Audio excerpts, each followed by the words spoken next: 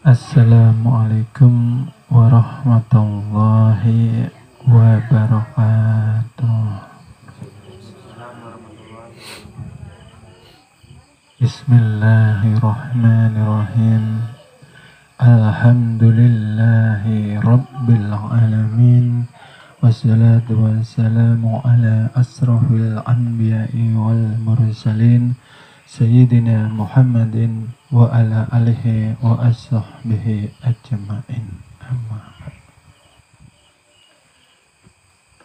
Ashhadu an la ilaha illallah wahdahu la syarika lah al-malikul haqqul mu'min wa ashhadu anna sayyidana wa nabiyana wa maulana Muhammadan abduhu wa rasuluh as-sadiqul wa'dil amin. Salawat dan salam selalu kita aturkan kepada junjungan baginda Nabi kita, Nabi Muhammad Sallallahu Alaihi Wasallam, beserta seluruh keluarganya, beserta seluruh sahabatnya, dan beserta seluruh pengikutnya termasuk kita hingga yaumil qiyamah. Alhamdulillah wal alhamdulillah. Terima kasih, puji syukur kehadirat Allah Subhanahu wa Ta'ala yang pada malam hari ini kembali kita diizinkan, kembali kita diridhoi, kembali kita dikehendaki kebaikan oleh Allah Subhanahu wa Ta'ala hingga langkah kita menuju ke dalam majelis diringankan, hati kita dilembutkan untuk dapat berkumpul tolabul ilmu di majelis yang dirahmati Allah Subhanahu wa Ta'ala. Mudah-mudahan Allah memberikan hidayah, pemahaman, dan istiqomah di dalam ibadah serta keselamatan untuk kita semua dunia wal akhirah. Amin, amin ya rabbal alamin.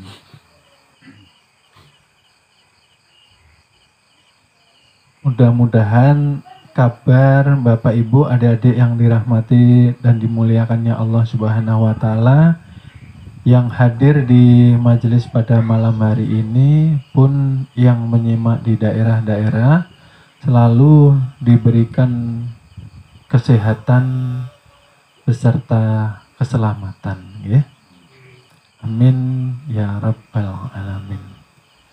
Kajian pada malam hari ini masih terhubung dengan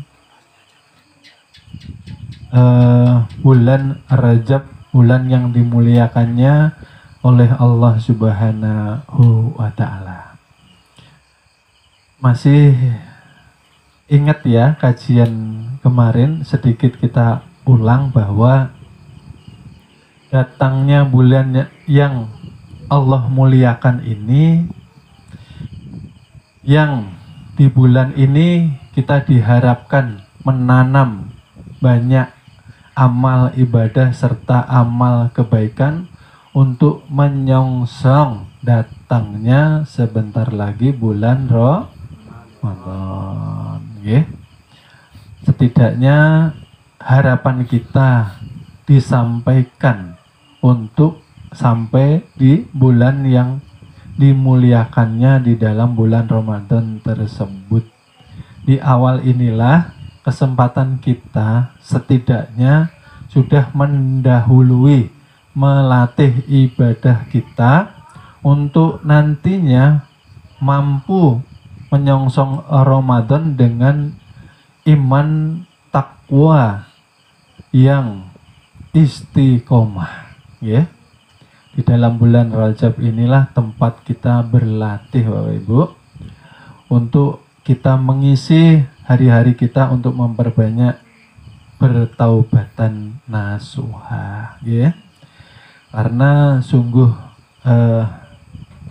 tidak diridhoi dan tidak diterima seluruh amal ibadah kita nantinya di bulan Ramadan itu tanpa kita mendahului dengan taubatan nasuha dan memperbanyak istighfar, ya.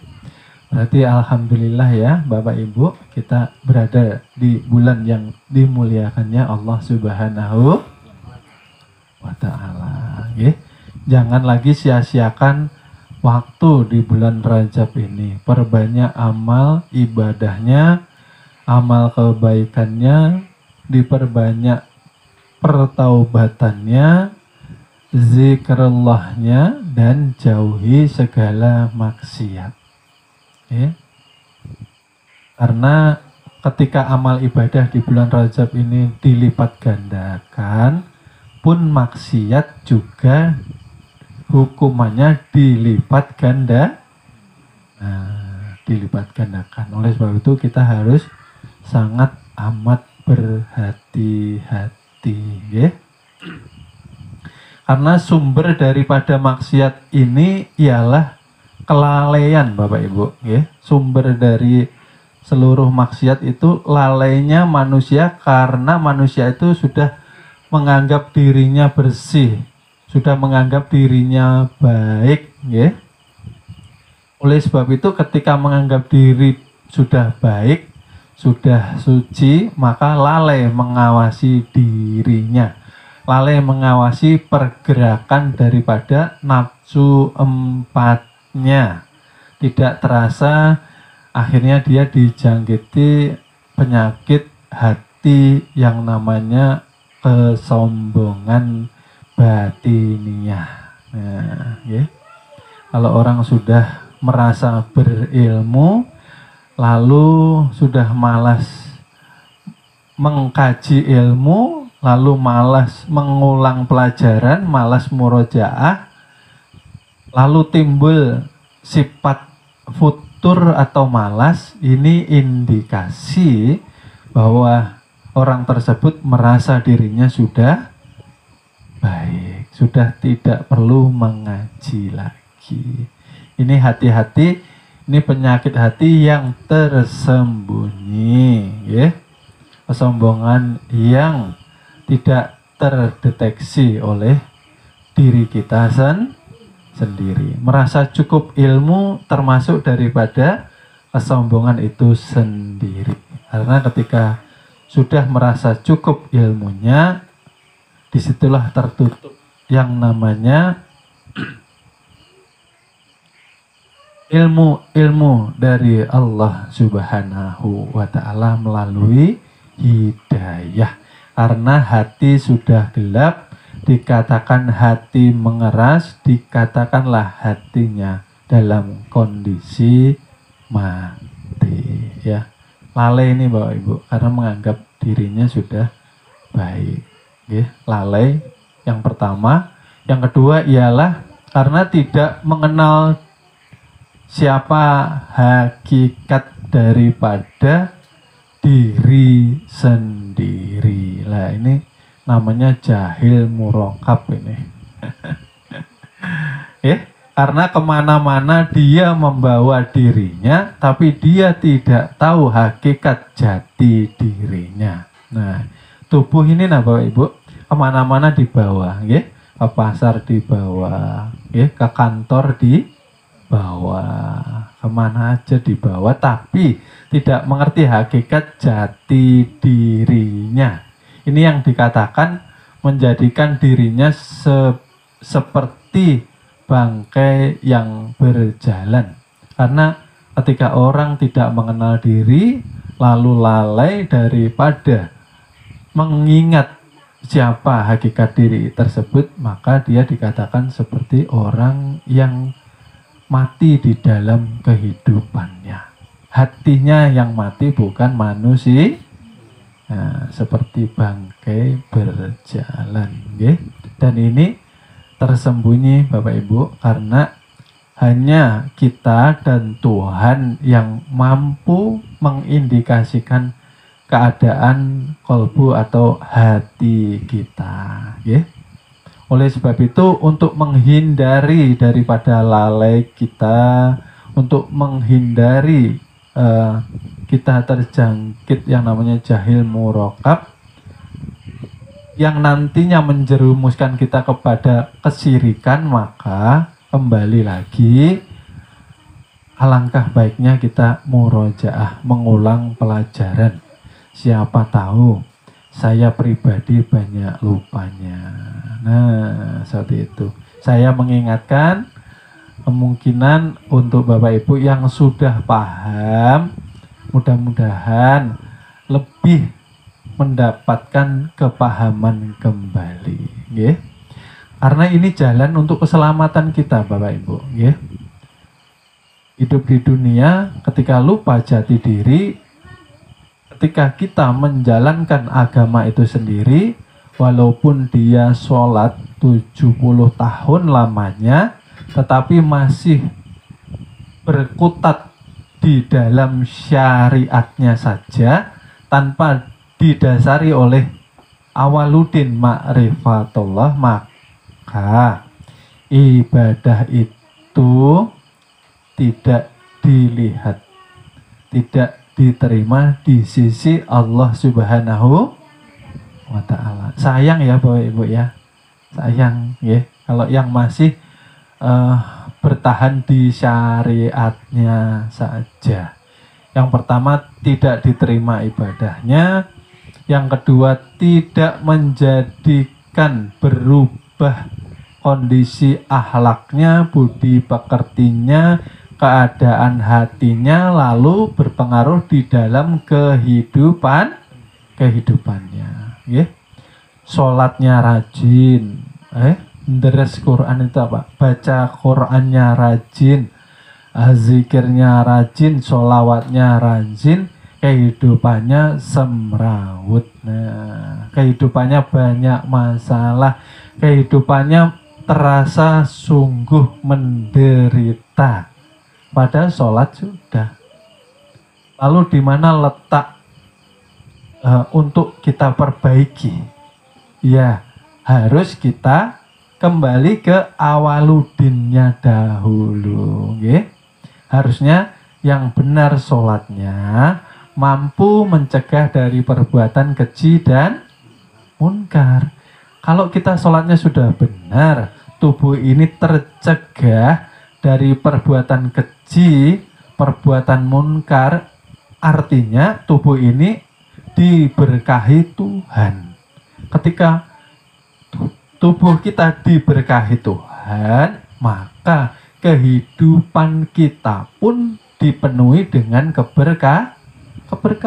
Arti keberkahan ialah hidup di dunia penuh dengan kebahagiaan. Nah, ini loh Bapak Ibu. Pulang ke akhirat dipenuhi dengan kesempurnaan karena sudah ma'rifat. Nah ini Bapak Ibu, karena ini akar permasalahannya yang dialami kebanyakan umat akhir zaman sekarang. Akhirnya yang dikhawatirkan buruk sangka lawan Tuhan. Aku begini kok masih begini. Nah, timbul yang namanya berkeluh kesah. Maka setiap sholat zikirnya alhamdulillah, puji syukur kepada Allah. Artinya dilarang kita berkeluh alhamdulillah. Nah, alhamdulillahnya perlu kembali kita tempatkan, perlu kembali kita ingatkan supaya menjadi insan kita pintar di dalam bersyukur kepada Allah Subhanahu wa ta'ala, ya. Supaya kita pintar mensyukuri segala sesuatu nikmat yang selama ini Allah berikan kepada kita. Karena terkadang kita lupa Bapak Ibu, ya, ujiannya sebentar, nikmat sudah kita rasakan bertahun-tahun, yang diingat hanya susahnya lalu yang diperbanyak zikirnya, zikir galau. Nah, bagaimana, seperti apa, kayak apa. Nah, ya, karena Islam diturunkan ke Arab waktu umat zaman itu di dalam keadaan jahiliyah, Bapak Ibu, dalam keadaan gelap gulita. Rasulullah, Nabi junjungan kita yang mulia, diturunkan untuk merubah segalanya, ya, merubah akhlak mereka, ya, merubah kehidupan mereka, merubah tauhid mereka, ya, supaya kembali ke jalan yang benar. Ya, oleh sebab itu di sini pentingnya kita kembali meniti jati diri kita, ya Bapak Ibu, supaya kita lebih berhati-hati membawa tubuh kemana saja, supaya terjaga, jangan sampai melakukan yang Allah itu tidak ridho, Allah itu tidak menghendaki, supaya tidak mengundang kemurkaan daripada Allah itu sendiri. Bapak Ibu ketika sudah paham hakikat jati diri, kemanapun melangkah diberkahi Tuhan. Diuji sebentar, tapi ujian itu disertai dengan kemudahan, ujian disertai dengan pertolongan. Tapi kalau tidak mengenal diri, diuji tanpa diberi kemudahan, diuji tanpa diberi pertolongan, akhirnya depresi, putus asa. Karena apa? Kita tidak menjaga hubungan kita dengan Tuhan. Punya mata tapi keadaannya buta, punya telinga tapi keadaannya tuli, tidak mau melihat dan mendengar apa yang Allah sudah ajarkan melalui kitab suci Al-Quran, tidak mempelajari apa yang sudah Rasulullah ajarkan melalui sunnah-sunnahnya. Ya, seperti itu Bapak Ibu. Jadi kita belajar ilmu tauhid ini harus paham gunanya apa, maksudnya. Gunanya ya yang pertama untuk kita mampu berpulang kepada Allah dengan selamat sampai tujuan, tidak tersasar, ya. Itu yang pertama. Yang kedua, memurnikan tauhid. Jangan sampai kita menjalani kesyirikan.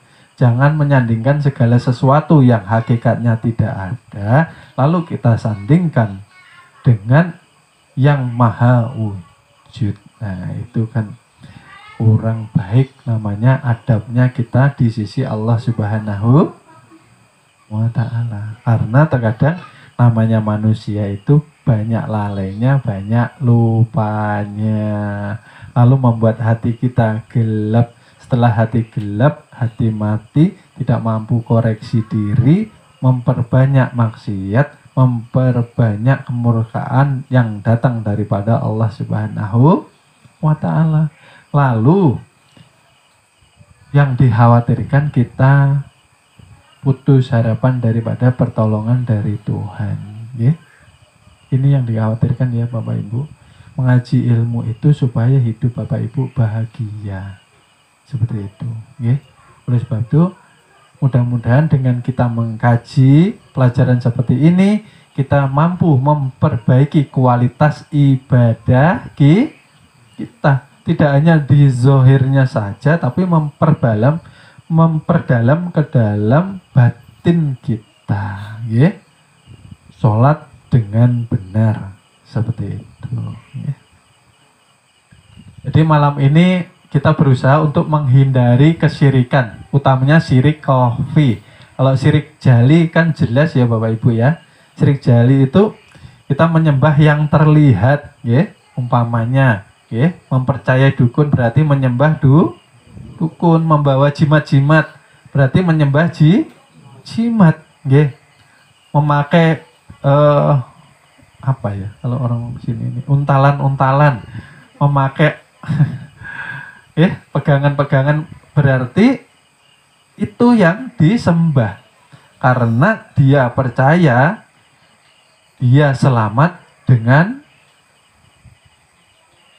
jimat atau dengan kajian atau dengan apapun itu, namanya dia mempercayakan keselamatan kepada makhluk atau yang hakikatnya tidak ada.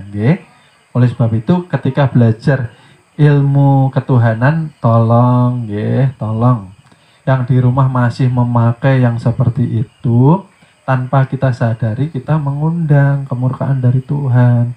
Bagaimana hidup mau berkah, di rumah masih menyimpan ajimat, masih menyimpan benda-benda yang kita percayai. Di rumah itu di dapur ditempel ayat suci Al-Quran, ayat kursi itu ditempel. Harapannya untuk menakut-nakuti syaitan. Itu termasuk syirik, Bapak Ibu. Tidak boleh seperti itu. Berapapun kita tempel ayat suci Al-Quran, khususnya ayat kursi, maunya kita baik supaya setan tidak masuk. Lah tapi sifat setan yang ada di dalam kolbu masih kita pelihara. Nah, itu loh maksudnya. Tidak boleh. Kita harus mengandalkan Tuhan. Tuhan tidak jauh daripada kita. Kenapa harus takut? Takutnya sama jin, syaiton, sama Tuhan ya enggak takut. Dipanggil sholat nanti, ntar besok masih capek, masih banyak kerjaan. Nah, sama jin setan tak? Sama Tuhannya, mentang-mentang Tuhan tuh maha pengasih, maha penyayang. Tapi semua kan ada akumulasinya, Bapak Ibu. Semua itu ada pertanggungjawabannya. Memang Allah diam, tapi dicatat, Bapak Ibu. Oleh sebab itu, mari kita jauhi kesyirikan yang zohir maupun yang batin. Yang zohir dibuangi ya Bapak Ibu. Seperti yang sederhana, yang kecil-kecil biasanya orang hamil mohon maaf, bawa apa ya? Gunting bawa, seperti itu. Nah, ya boleh, tapi secara kita tidak sadari akhirnya kita mempercayai benda itu mampu melindungi itu namanya syirik. Cukup Allah saja toh, kan yang maha melindungi kita itu kan Tuhan. Segala wujud yang kita jadikan tameng itu pun asalnya dari Tuhan. Jadi itu, apa saja tolong kalau ada di rumah dikeluarkan supaya rumah itu menjadi berkah, rezeki lancar, kehidupan rumah tangga ini sakinah mawadah warahmah, seperti itu Bapak Ibu. Jadi keberkahan Tuhan yang harusnya masuk ke rumah kita terhalang oleh segala hal sesuatu yang kita datangkan dari luar rumah, kita simpan di rumah. Terkadang digantung di pintu. Tidak cukupkah Tuhan sebagai pelindung kita, ya Allah? Secara tidak sadar ini loh Bapak Ibu yang saya mau pahamkan. Secara tidak sadar kita sudah mempercayai benda itu bisa mengusir, itu namanya sudah syirik.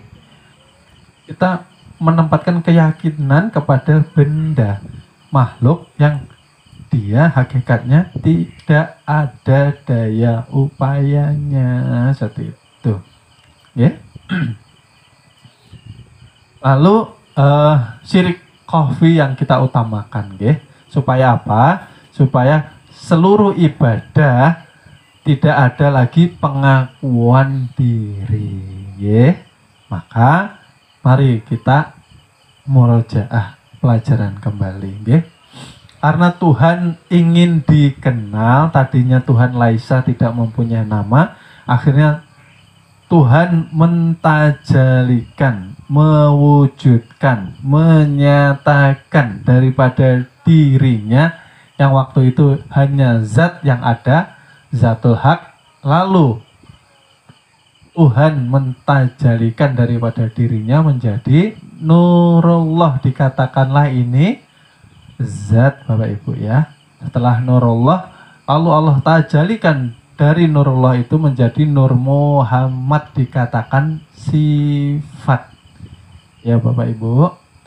Ya. Dari Nur Muhammad lalu terjadilah seluruh penciptaan alam semesta. Awal dari seluruh penciptaan daripada Nur Muhammad itu sifat, ya, Bapak Ibu. Lalu kita persingkat karena ini panjang, kita masuk ke dalam rahasia diri.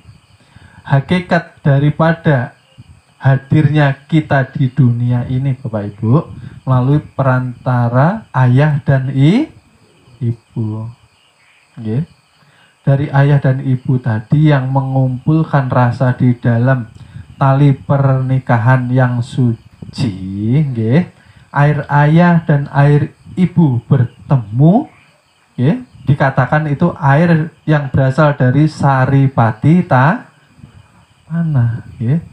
Isyarahnya saripati tanah tadi, kalau kita kembali ke pelajaran yang dahulu, tanah atau bumi asalnya daripada elemen anasir air. Air daripada anasir angin. Angin daripada anasir apa Bapak Ibu?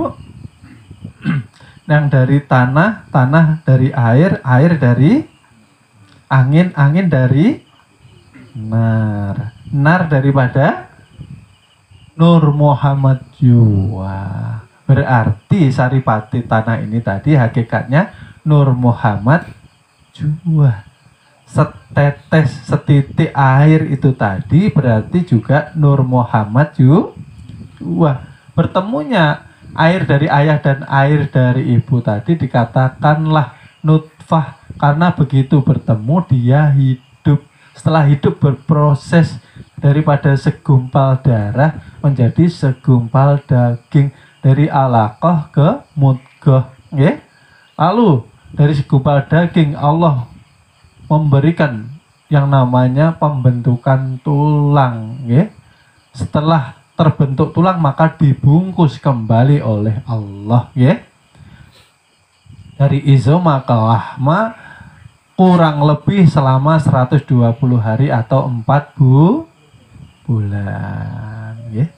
Jadi kita sepakat ya Bapak Ibu, batang tubuh ini yang mengizinkan terjadi, yang membentuk Tuhan, bukan ayah dan Sepakat ya Bapak Ibu ya?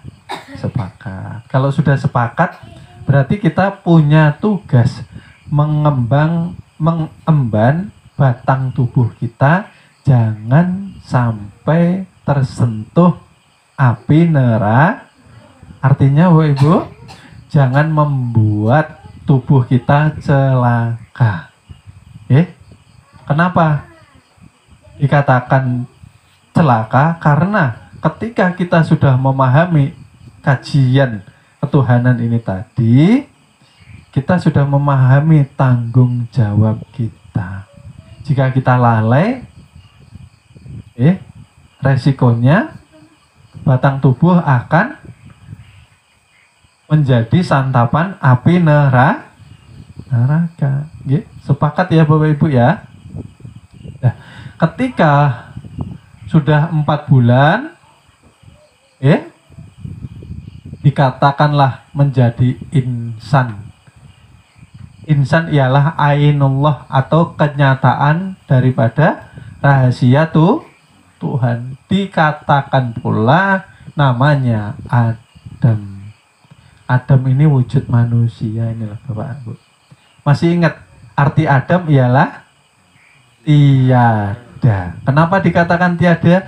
Karena awalnya tiada, akhirnya juga tiada.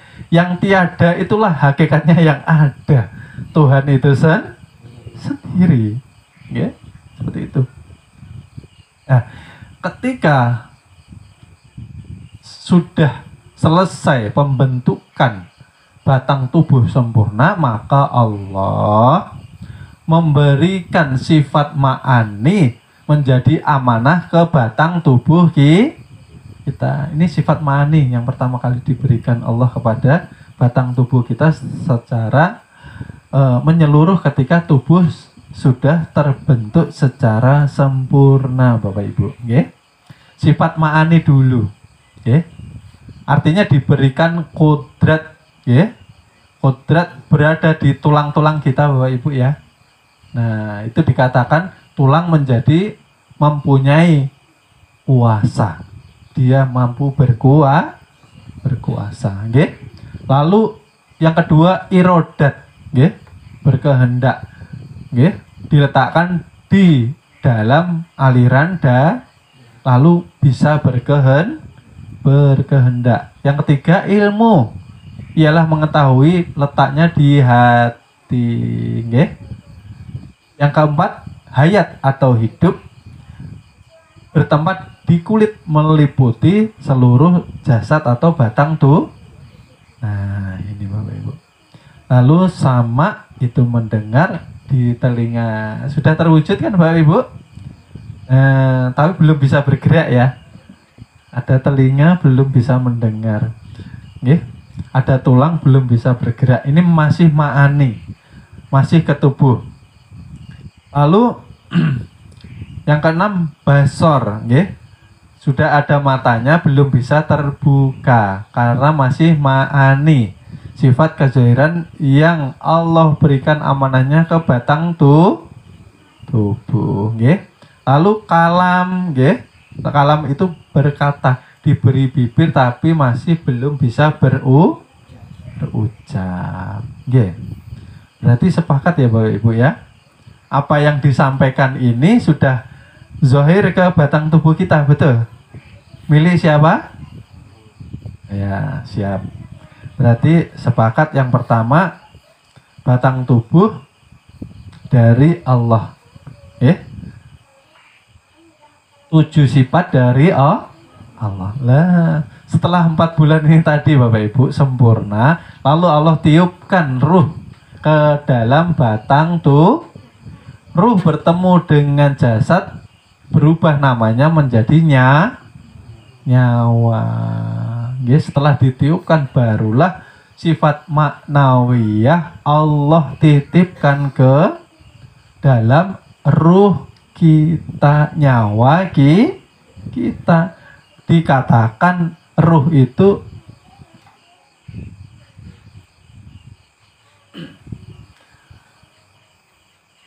ialah rahasia wujudku, nggih. Wujudku, ruh, rahasia wujud, hak itu rahasia wujudku. Ruh ialah yang dikatakan tajalli daripada sifat Tuhan itu sendiri, nggih. Yang tadinya belum bisa bergerak ketika dihadirkan Allah hadiran Maha berkuasa dititipkan ke tulang kita, makanya bayi sudah bisa nendang-nendang ibunya ya. Yang ibu-ibu biasanya terasa. Nah itu sifat maknawiyah sudah dititipkan. Okay? Lalu muridan, berkehendak. Ketika anaknya bangun tidur, pasti dia punya kehendak bergerak terus. Tapi ketika tertidur, pasti dia akan di perut masih terasa ya Bapak Ibu ya. Masih ingat ya. Itu berarti si jabang bayi tadi sudah punya kehendak. Dari mana? Dari Allah Subhanahu wa Ta'ala. Karena sudah dititipi sifat maha tadi.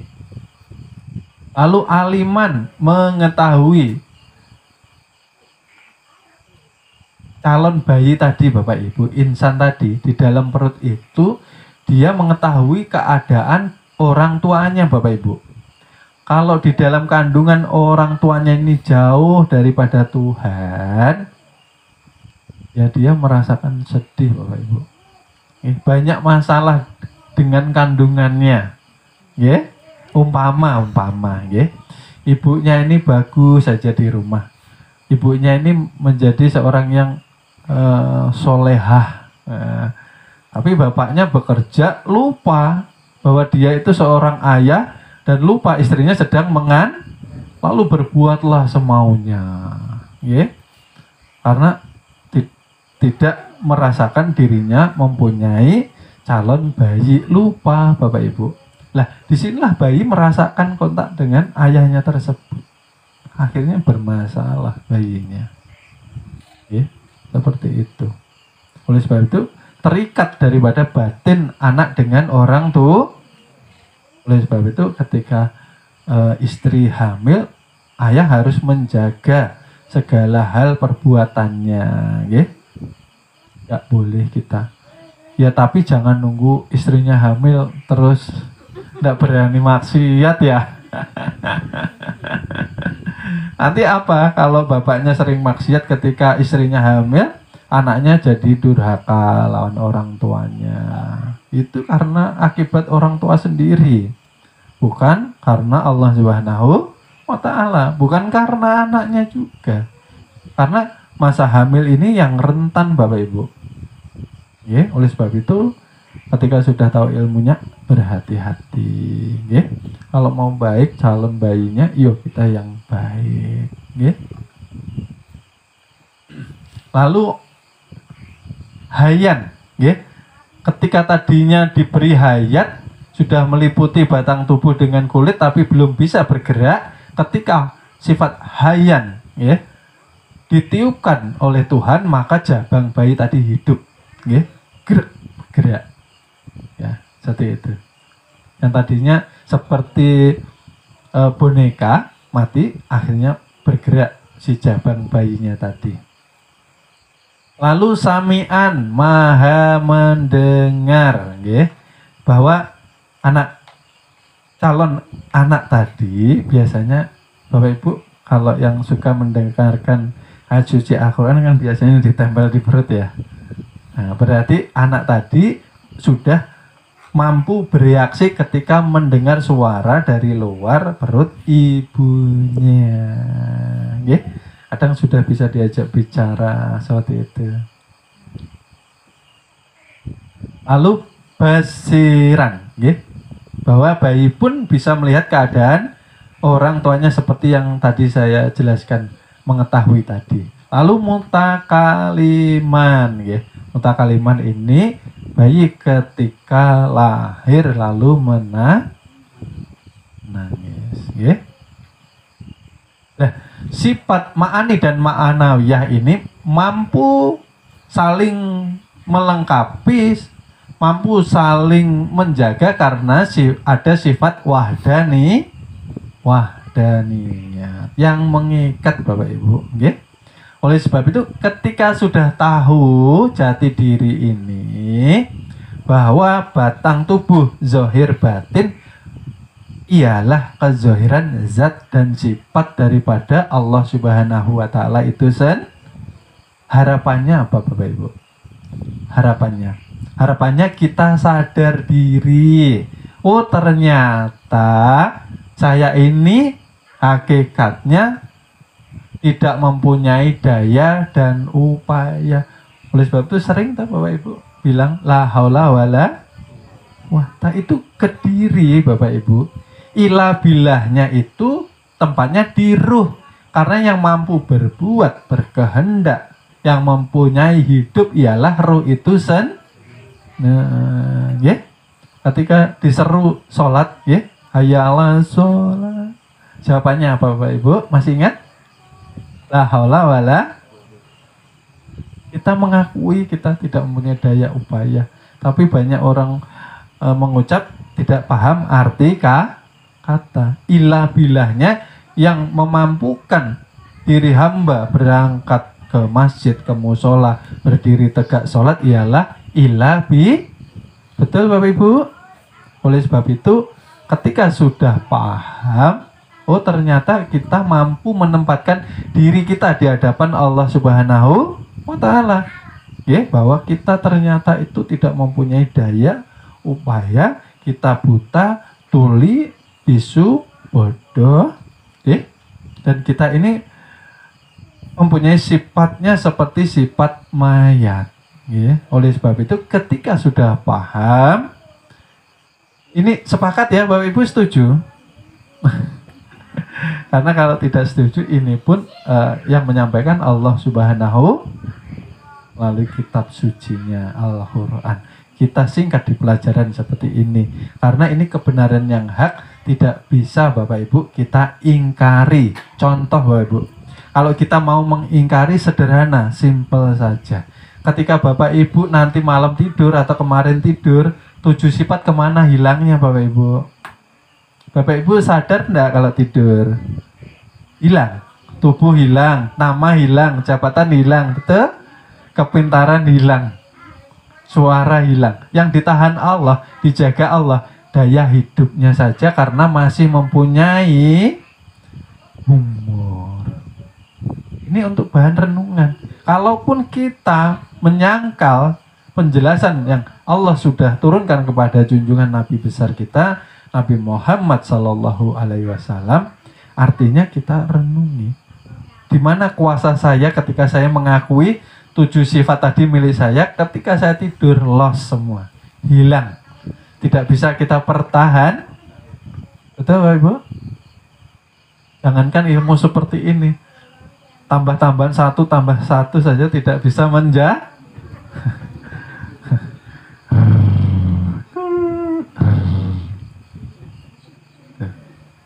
itu namanya makrifat tidur Bapak Ibu.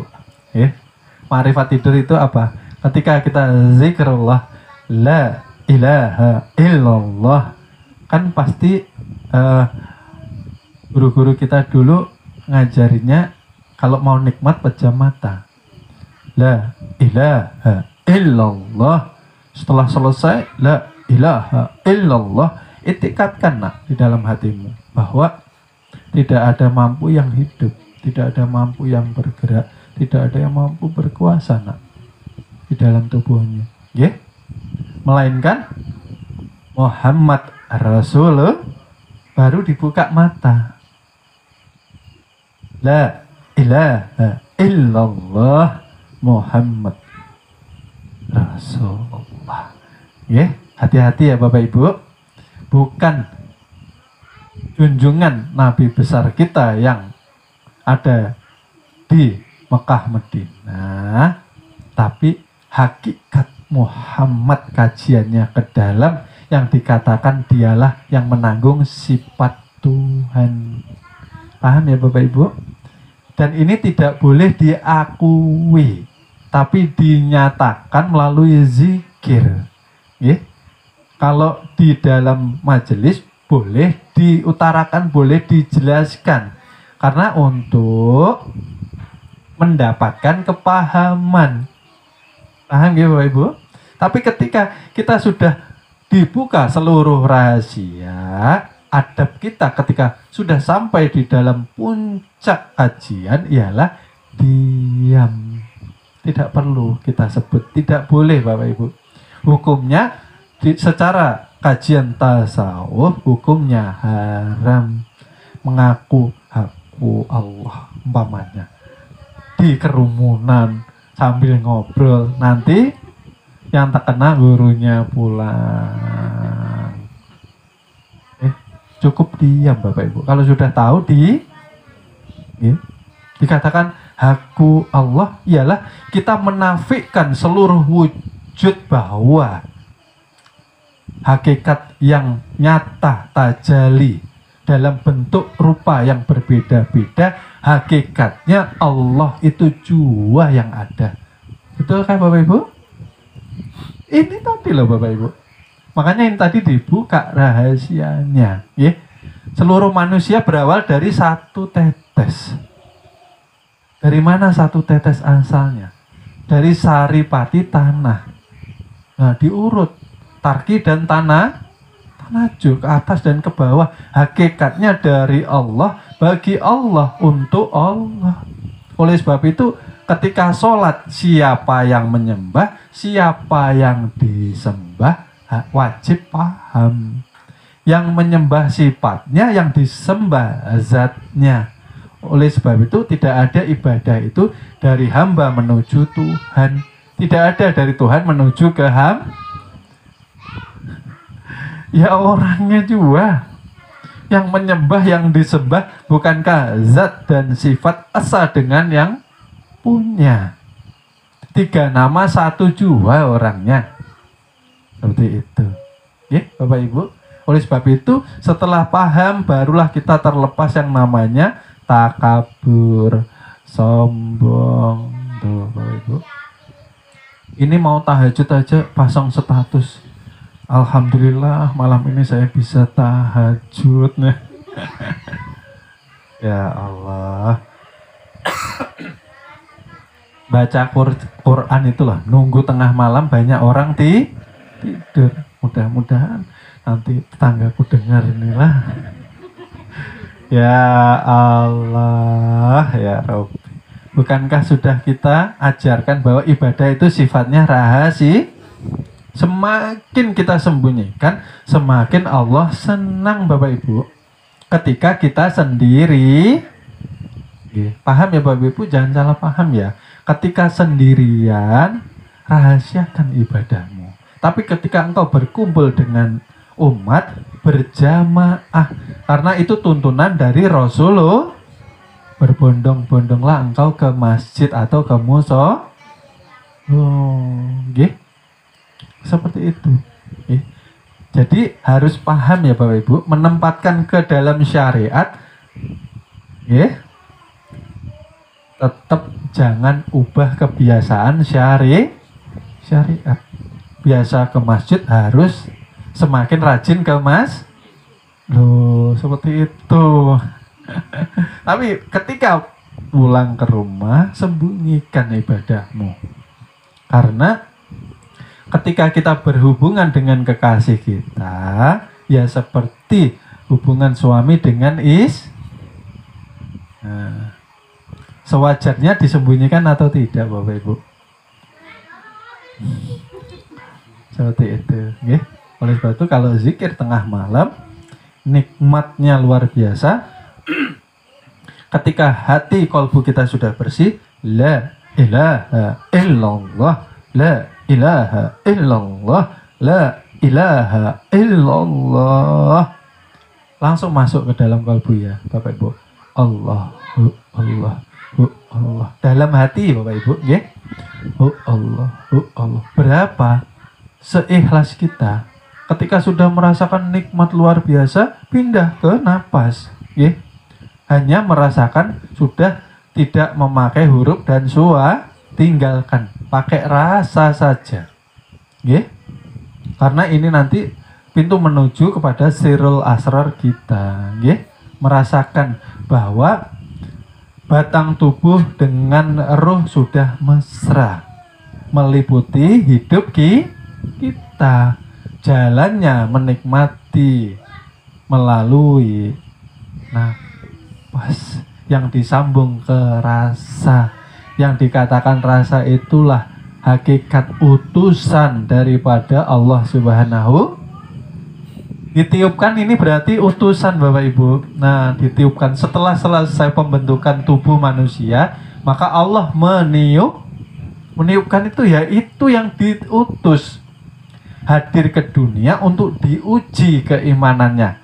Karena di alam kesucian atau rahim ibu, si ruh sudah bersyahadat, sudah kenal Tuhannya, sudah ma'rifah. Oleh sebab itu dilahirkan ke dunia, diujilah syahadahnya. Tapi kebanyakan manusia ketika lahir di dunia lupa mengucapkan syahadat asyhadu alla ilaha illallah. Ketika diperiksa yang menjadi ilahnya harta benda, hubudunya, cinta sekali terhadap kesenangan dunia, melekatnya ya Bapak Ibu. Oleh sebab itu orang yang hatinya hubudunnya, suka dengan kelezatan dunia, doanya pasti panjang kalau ulang tahun panjang umurnya. Tidak mau meninggalkan dunia. Seperti itu nggih. Bagaimana mau bisa panjang sedang Lauh Mahfud sudah mencatat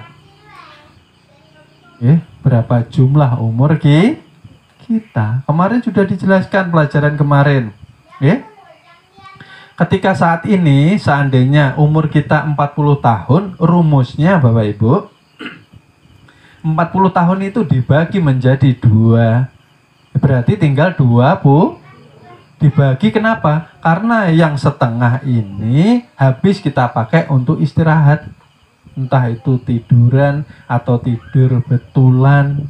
Nah, hidup kita ini Bapak Ibu, dengan istirahat kita itu menjadi pertengahan yang kita bagi. Artinya istirahat tadi tidak dikatakan ibadah. Paham nggak Bapak Ibu? Berarti tinggal 20. Kalau ini 40. Tinggal 20 kita bagi lagi. Ketika sebelum mengenal Awwaluddin dan setelah mengenal, kira-kira berapa tahun ibadah kita? Seperti itu. Ambil tengahnya saja adil. 10 tahun dulunya tidak kenal, berarti ibadahnya di sisi manusia diterima memang, karena rukunnya sudah benar semua, sudah lengkap. Tapi di sisi Allah Subhanahu wa Ta'ala masih dipertanya, menghadapmu kepadaku itu masih membawa kesyirikan atau tidak, masih membawa najis batin atau tidak. Dipertanyakan. Kalau kesyirikan dan najis batin itu apa Bapak Ibu? Merasa ada di kita yang merasa bisa sholat, berarti kita merasa punya daya kekuatan, itu sudah syirik secara halus. Oleh sebab itu kita berusaha menerangkan sejelas-jelasnya tadi bahwa kehendak dan kuasa kodrat irodat asalnya dari Tuhan Bapak Ibu. Artinya ketika kita dimampukan untuk ibadah, berarti Allah menginginkan kebaikan untuk kita. Jangan diakui, maksudnya waktunya sholat, berangkat sholat, tapi jangan diakui lah, seperti itulah. Kita harus sadar sekarang bahwa ketika saya diingatkan, saya beriman, saya bertakwa, saya rajin sholat, berarti Allah menginginkan kebaikan untuk kita. Tapi apa jadinya ketika Allah tidak menginginkan kebaikan untuk kita? Dicegahnya diri kita untuk berbuat taat kepada Allah Subhanahu. Pernah merasa enggak Bapak Ibu? Mau sholat malas, mau zikir malas, mau sholawat malas, mau bangun sepertiga malam malas. Bangun subuh pas hujan duwers duingin, tarik selimut malas. Pernah nggak Bapak Ibu? Pernah ya. Nah, itu artinya kita dihalangi Allah daripada berbuat ketaatan, harus memperbanyak istighfar. Biasanya orang yang dicegah untuk berbuat taat kepada Tuhan, biasanya berbuat kesalahan kepada Tuhan. Makanya dicegah dia. Allah tidak menghendaki seluruh ibadahnya. Karena yang mampu ibadah sebetulnya sifat Tuhan itu sendiri. Zat Tuhan itu sendiri. Makanya sering saya bilang, bagaimana kita bisa mengakui sholat itu merupakan pekerjaan kita, sedang jasad tanpa ditopang ruh tidak bisa berdiri. Ini yang hak tidak bisa kita ingkari Bapak Ibu. Oleh sebab itu setiap hari yang diwudukan batang tubuh, yang mewudukan rohani. Setiap hari kita disolatkan, yang menyolatkan rohani. Seperti itu. Oleh sebab itu perbanyak istighfar nggih. Itu tadi saran saya. Ayo perbanyak istighfar. Jangan merasa kita tidak mempunyai dosa, karena kita lalai sedikit daripada mengingat Tuhan ketika kita membawa tubuh ini.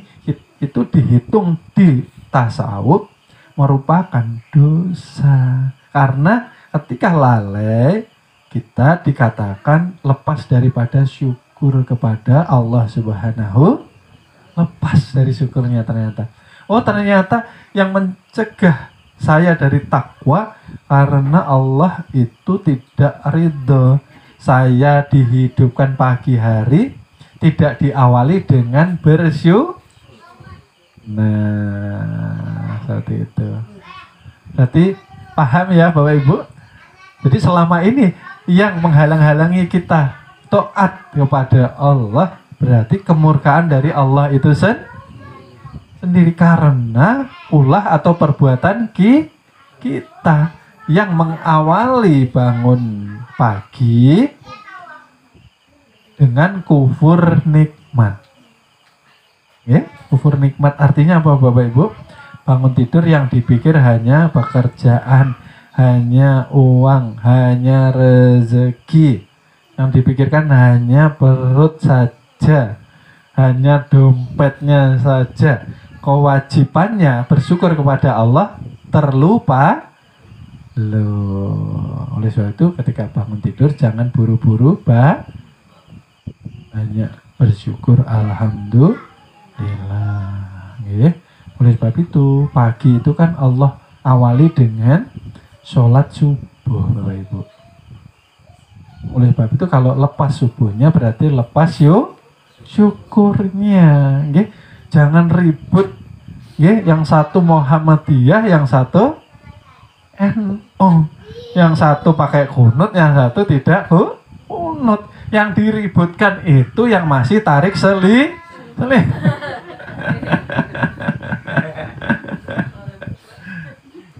Nah, seperti itu ya Bapak Ibu ya.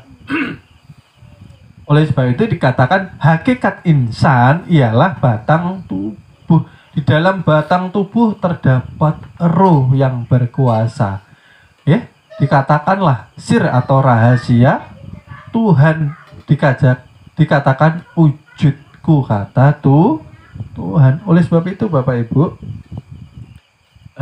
saya ingin menjelaskan bahwa bagaimana kita bisa bergerak tanpa dikehendaki Tuhan Bapak Ibu.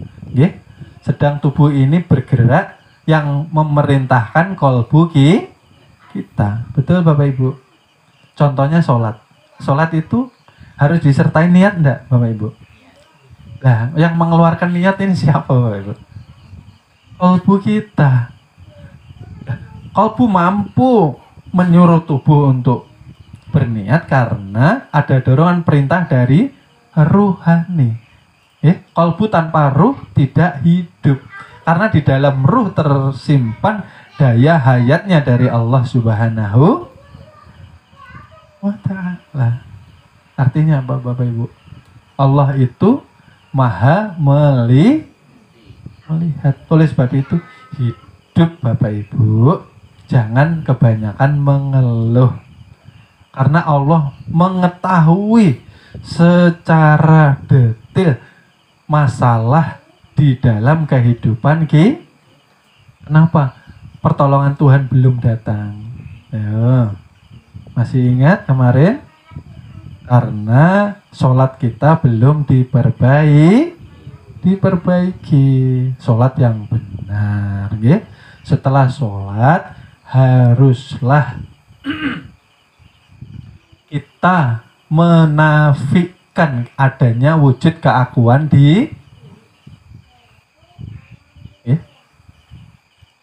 serta kita harus melepaskan yang namanya berhala di dalam kolbu Bapak Ibu sholat tapi kolbunya masih ada penyakit hatinya, masih ada tidak suka sama orangnya, masih bisa menipu daya manusia, ya, masih mempunyai niat jahat kepada orang, intinya seperti itu. Apakah kira-kira sholat kita sudah benar Bapak Ibu? Nah, sholat tuh berat loh Bapak Ibu, ya. Karena itu konsekuensi ketika kita sudah bersyahadat. Artinya Bapak Ibu setelah bersyahadat kita harus tunduk, taat, patuh kepada aturan Tuhan. Kalau Tuhan mengatakan bersihkan hatimu dengan berzikir, maka jangan tinggalkan zikir di dalam kehidupan kita. Karena zikir itu obatnya Bapak Ibu. Batu saja bisa lubang loh Bapak Ibu. Kalau di gua-gua saya melihat di berita itu, ada tetesan air yang membuat lekukan di batu. Nah, air ini Bapak Ibu. Bayangkan kalau batu itu sebagai hati kita. Lalu zikir itu air yang menetes. Semakin kencang berarti tetesan itu semakin deras. Artinya kita harus memaksa kalam kita untuk menzikirkan kalimat taubah itu sendiri. Kalimatul ikhlas, kuncinya daripada surga itu sendiri. Dipaksa Bapak Ibu. Bayangkan hati kita seperti batu ini. Nah, hati seperti batu itu apa? Ketika kita ketinggalan ibadah, tidak merasa pernah Bapak Ibu? Gak pernah ya, alhamdulillah. Yang kita bahas orang yang di luar majelis. Seperti itulah. Biasanya kalau ketinggalan ibadah ya santai-santai saja. Besok ada hari kok. Panjang angan. Padahal kita ini sudah mengejar yang namanya bekal Bapak Ibu. Tadi sudah saya jelaskan. 40 umur kita dibagi 2 menjadi 20. Dibagi lagi ibadah tadi yang tadinya mengenal dan tidak mengenal dibagi 10 jadi 10 ya umpamanya Bapak Ibu.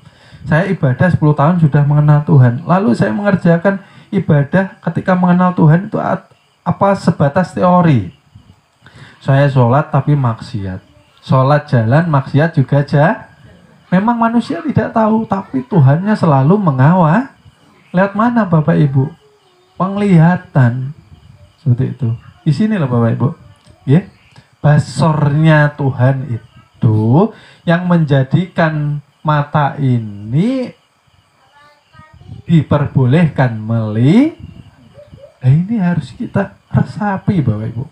Ketika membuka mata, artinya Allah memberikan sifatnya, meminjamkan, memperbolehkan kita melihat. Berarti yang melihat Allah dulu apa kita tahu Bapak? Allah dulu. Tapi kebanyakan manusia, ini loh Bapak Ibu, tidak menjaga amanahnya. Dititipi 7 sifat, tapi 7 sifat karena tidak kenal, merasa mempunyai diri sendiri. Akhirnya memakai 7 sifat dengan semaunya. Akhirnya dipakai untuk maksiat. Siap dihisab di akhirat. Maka Al-Quran mengatakan nanti mulut akan dikun. Betul kan Bapak Ibu? Tangannya bersaksi sendiri. Telinganya bersaksi sendiri. Aku loh, waktu belanja loh, aku dengerin orang kepo aku, gini.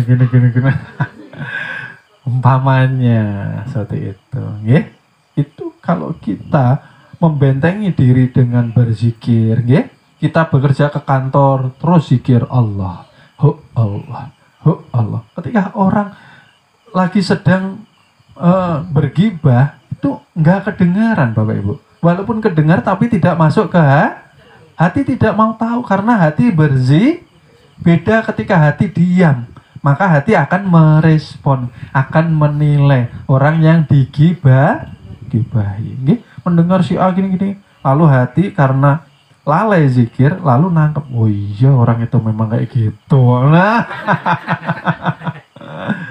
karena tidak kalau zikir, kolbu tidak sempat menilai, tidak sempat menangkap, tidak sempat mengkoreksi pembicaraan dari luar tubuh kita. Oleh sebab itu ini bentengnya Bapak Ibu, zikrullah, la ilaha illallah. Ketika malam hari lantunkan sekuatnya, semakin deras ya seperti air yang semakin deras menetesi batu. Sekeras-kerasnya hati Bapak Ibu, Kalau kita istiqomah zikir, Masya Allah. Ini buktikan. Jangan lepas dari 40 hari, 40 buktikan Bapak Ibu. Yang punya masalah, yang punya utang, ya, yang mau lancar rezekinya, yang mau hidup di dunia bahagia. Dilihat orang kok sewante ya. Tapi kok hidupnya ya enak ya. Karena Allah yang menjaga. Karena kita pun menjaga hubungan kita dengan yang mempunyai sumbernya rezeki, sumbernya ketenangan, sumbernya kebahagiaan. Zikir loh Bapak Ibu. Nggih. Diseru sholat nanti ntar sok. Diseru zikir nanti kalau pas saya mood saja.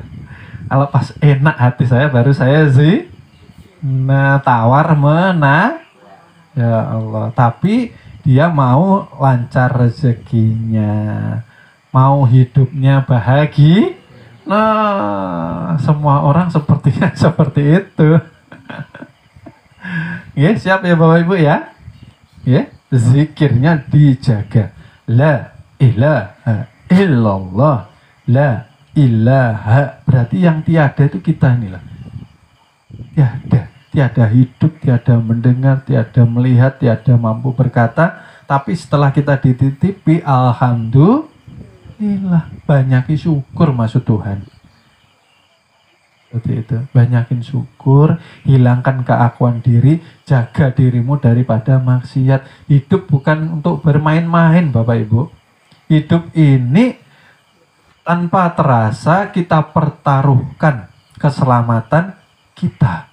Kalau kita masih bermain-main dengan umur kita, apalagi sudah lewat 40 setiap hari malaikat pencabut nyawa kan menyeru kita yang 40 tahun. Waktunya sekarang. Perbaiki ibadah kita. Nggak usah main-main. Yang nggak penting tinggal. Utamakan Allah dan Rasulnya.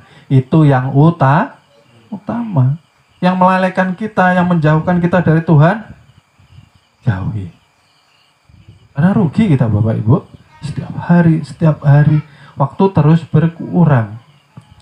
Lah bekal kita apa? Kalau terus dibagi, yang tinggal 10 tadi Bapak Ibu, kita sudah mengenal Tuhan, tapi secara teori, tapi belum praktek.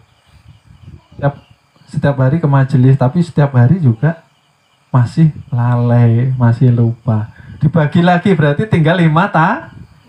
5 tahun. Itu kira-kira diterima dengan Tuhan atau tidak pun kita harus mengingat hubungan kita dengan Tuhan. Kalau baik dengan Tuhan pasti diterima. Tapi kalau tidak, bagaimana akan hidup dihidupkan, rezeki disiapi, anak istri diberikan untuk hiburan, menunggu kepulangan kita ke akhir. Tapi justru anak istri ini melalaikan kita daripada beriman, bertakwa kepada Allah Subhanahu. Lupa. Setelah diberi anak istri, diberi keluarga, merasa itu kebahagiaannya. Lupa ngajinya. Kebahagiaan itu ketika sudah ma'rifah. Sudah bertemu, ini orangnya ternyata ya Allah. Adakah yang melebihi kasih sayangnya Tuhan Bapak Ibu? Tidak ada Bapak Ibu. Kalau istri meninggal, lakinya Mbak istri pula katanya setia. Laki pun seperti itu sama aja. Artinya yang mampu menjaga kita dengan kasih sayang, yang setia tidak pernah meninggalkan bayang-bayang kita, hanya Allah dan Rasul. Itu yang diutamakan di dalam kehidupan kita, maksud saya Bapak Ibu. Berarti zikir utama, berarti sholat utama. Seluruh apa yang diperintahkan Allah itu yang utama. Selebihnya baru anak, baru istri, baru suami. Bisa ya Bapak Ibu ya. Nah, seperti itu. Dan sholat pun kita harus menjauhi, membuang sifat-sifat kebinatangan kita. Mengaji bukan untuk mengumpulkan ilmu tujuannya untuk hanya argumentasi saja, debat-debatan, ya. Menimba ilmu di majelis A, majelis B, majelis C, majelis D, ya, dikumpulkannya hanya untuk bekal untuk mendebat, supaya terlihat dirinya paling nah, ini masalah pulang. Tidak ada keberkah mengaji ilmu untuk memperbaiki diri, untuk berserah diri, untuk membunuh keakuan supaya apa? Tawadhu, Bapak Ibu. Yang maha benar ialah Allah Subhanahu wa ta'ala.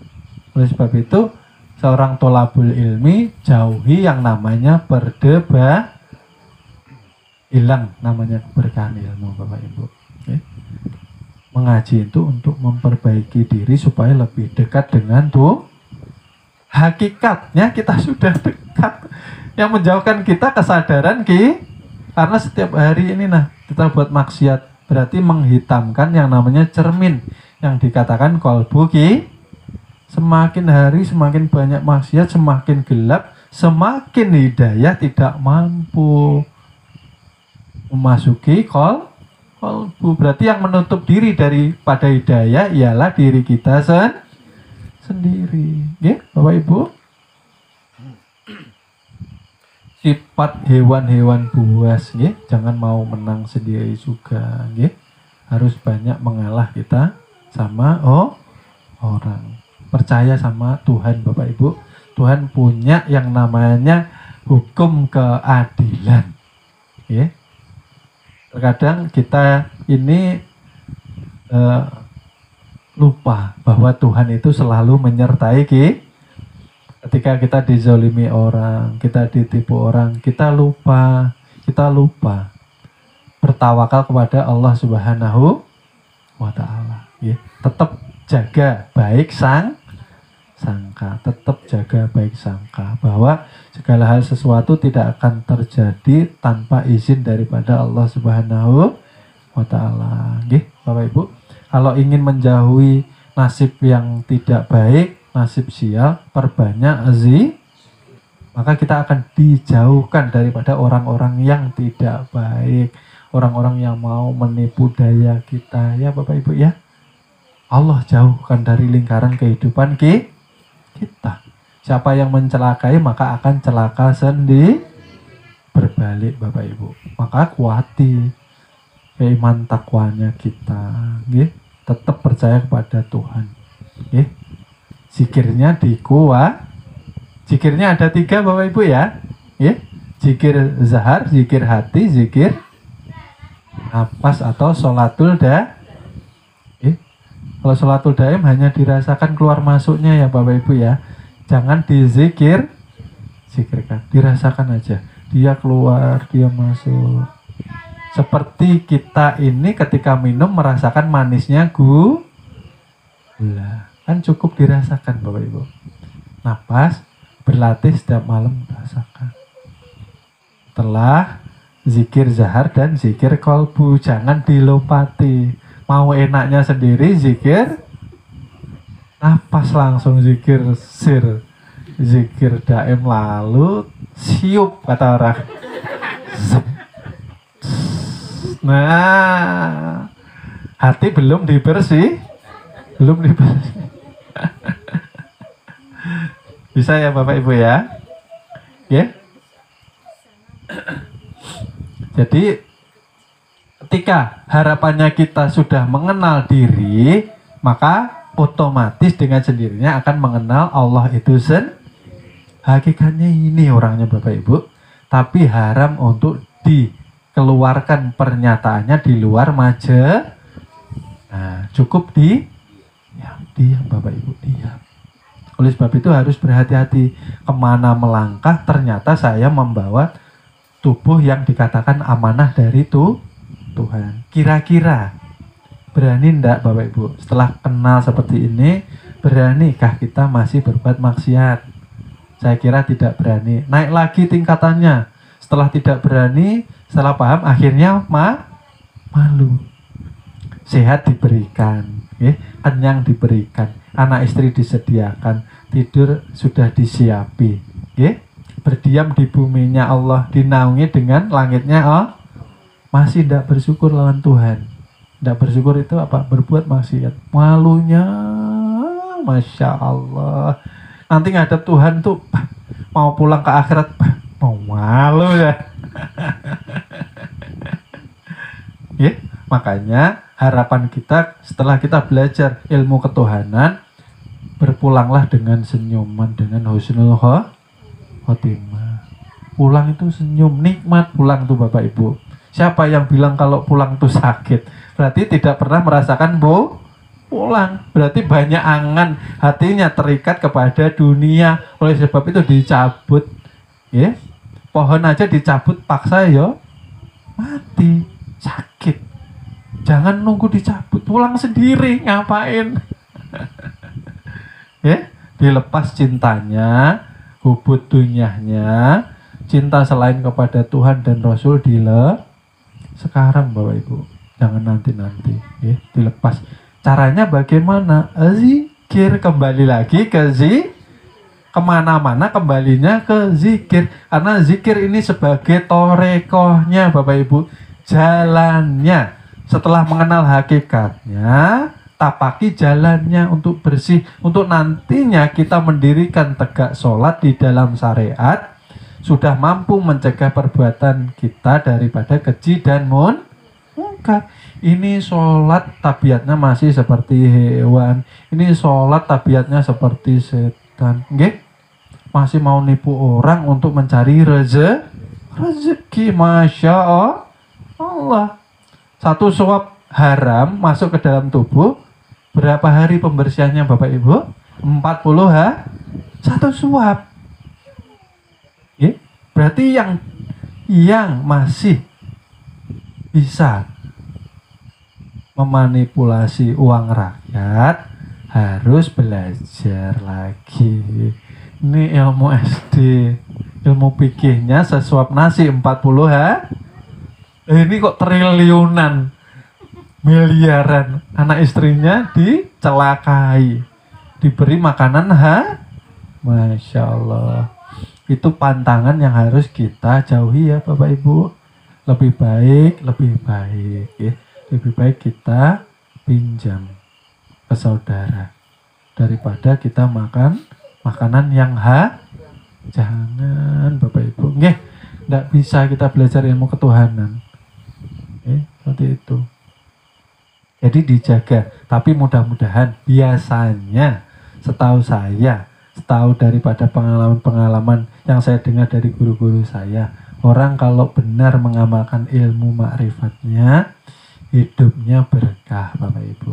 Berkah itu apa toh Bapak Ibu? Sudah sering saya bilang, serba dicukupi oleh Allah Subhanahu. Tidak ada yang namanya khawatir besok makan apa ya, besok bagaimana bayarnya, udah hilang Bapak Ibu. Karena dikencangi zikirnya, dikencangi solawatnya. Tapi jangan meminta, yang tulus, yang ikhlas. Kalau kita dekati yang punya sumber rezeki, yang punya sumber ketenangan, yang punya sumber kebahagiaan, masa iya kita tidak diberi? Tidak usah minta, pasti diberi. Nah, hidup sekali kok susah. Setiap kali lihat kok wajahnya semrahut. Sedih terus nih ya Allah. Yang bahagia ya Bapak Ibu ya.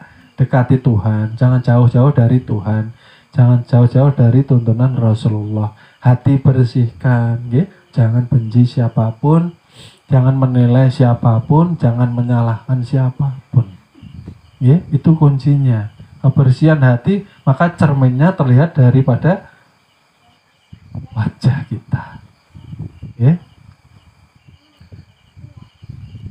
Baik, mungkin kajian malam ini sementara kita akhiri sampai sekian karena waktu yang terbatas.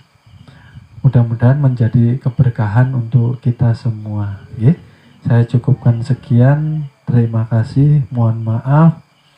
Masih banyak kekurangan, masih banyak ketidaksempurnaan di dalam saya menyampaikan ilmu amanah dari Allah Subhanahu wa taala. Mohon ampun, mohon ridhonya dunia akhirat, karena kesempurnaan hanya datang dari Allah Subhanahu wa taala. Terima kasih, sekian. Wassalamualaikum warahmatullahi wabarakatuh.